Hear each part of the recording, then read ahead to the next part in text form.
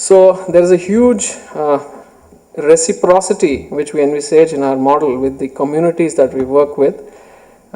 Success stories in India have only been possible where you have a strong community interface, and here there is a huge dependence on farmers that one can expect when you're getting into corporate scale farming, because land sealing is one thing, and also you have things that the farmers can actually do for you in terms of what fodder they can produce for you in terms of the heifer replacement plants. I think the poultry sector also did this kind of innovation, where they give the day-old chicks to the farmers and the farmers buy it back. So we envisage a huge built-in reciprocity in our model.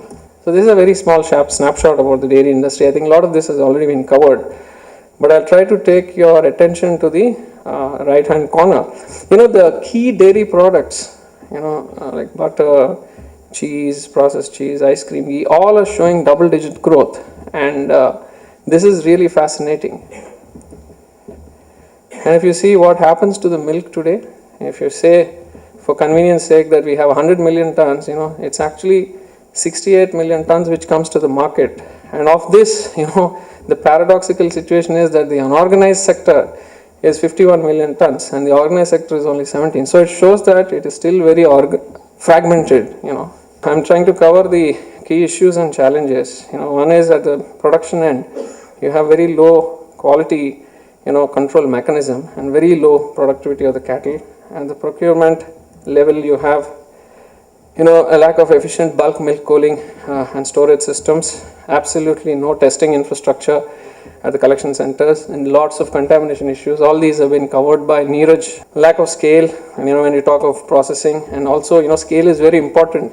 If the processors want to set up commercial dairy product plants, you need a particular scale of supply if you want to bring good quality market products to the market, and that consolidation is lacking today. And there's a lot of regional demand supply imbalances.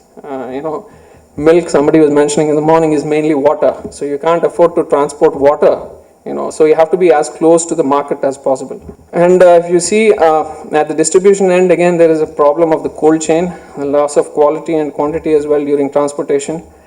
And at the retail end, we have seen the retail revolution, but it's still at a very infancy stage. So we have a lot of small retailers today who are constrained by proper cold chain infrastructure at the point of sale. So they're often, constrained by able to actually merchandise, all the bouquet of dairy products that are available. So when we talk of the need for a holistic development plan, what I'm really trying to say here is that it is very easy to compartmentalize, issues and challenges when you see it from a supply chain perspective.